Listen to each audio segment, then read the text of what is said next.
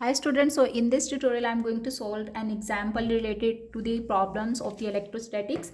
So the problem statement is that you are given an xy plane. Okay, so I have just formed this xy plane like that, and this is actually separating two medias, and this is placed just like I have placed on in my hand. Fine, so this is the medium 1 above the paper, while here you will have the medium 2 below the paper. Fine, so above the paper and below the paper are the two medias.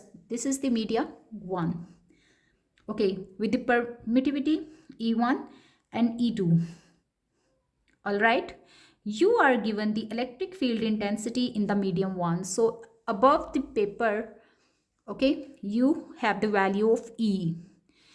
The plane which is actually separating these two media is the charge free region, so which means there is no charge distributed at the boundary of this paper. Fine, you have been asked to find the electric field intensity in the media 2, given that both mediums are dielectric. So above the page and below the page both mediums are dielectric, so it becomes the dielectric to dielectric problem. This is the one thing. All right, on the xy plane, we know that the z component is actually the normal component of the field.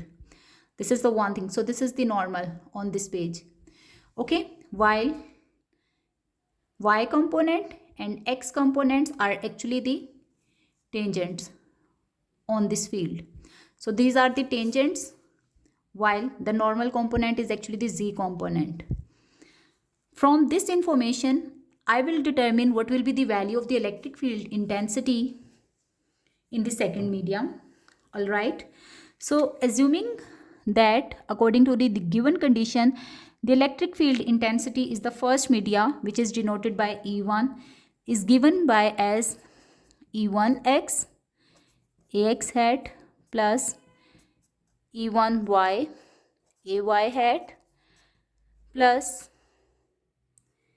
E1z Az hat. All right, it's given as a vector quantity. Fine, and we have to find E2. So E2 is equal to what? Since the x component and the y component of the field are actually the tangential components, so E1x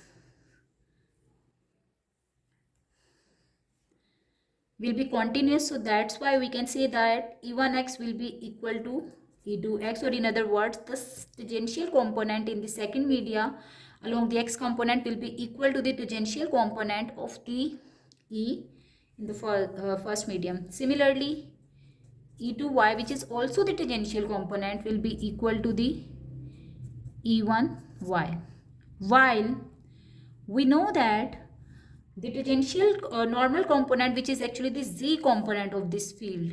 Okay, so the z component is the normal component.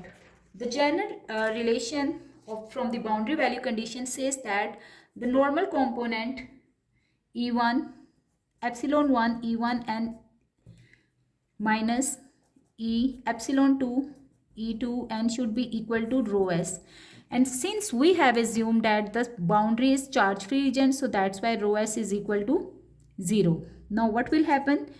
Epsilon 1 E1 n will be equal to epsilon 2 E2, and from here I can derive the normal component of the second field, which is E2n will be equal to epsilon 1 E1 n divided by epsilon 2. So I have determined the x component, y component and the z component, which is actually E2z of the field. Let's write the field in the second media E2, which is equal to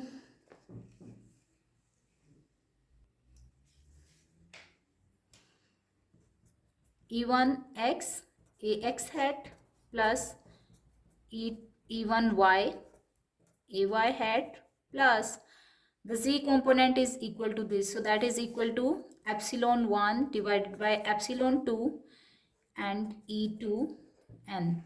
Fine, so this is how we have determined the electric field intensity in the second media, given that you were given the electric field intensity in the medium 1. Now, assuming that again, if you are given the value of E2 now with the coordinates 4x hat minus 3y hat plus 3z hat, okay, and the permittivity epsilon 1 is equal to 2 epsilon, while the permittivity 2 is equal to 8 epsilon. All right, now from this given E2, while considering the same media, both are dielectrics, and for the same problem where the xy plane was a charge free region, you are given the value of E2 now, and you have to find the value of E1.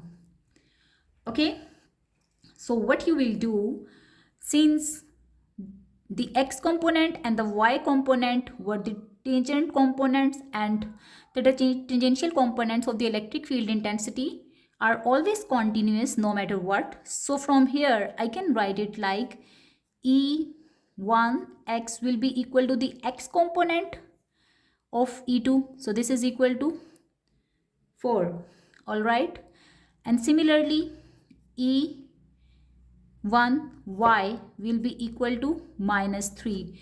Why? Because x and y both were tangential components, so they remain as it is. Their value doesn't change. Now what about this? The z component will be the normal component, and right now we will use this relation, and we have to find E1n.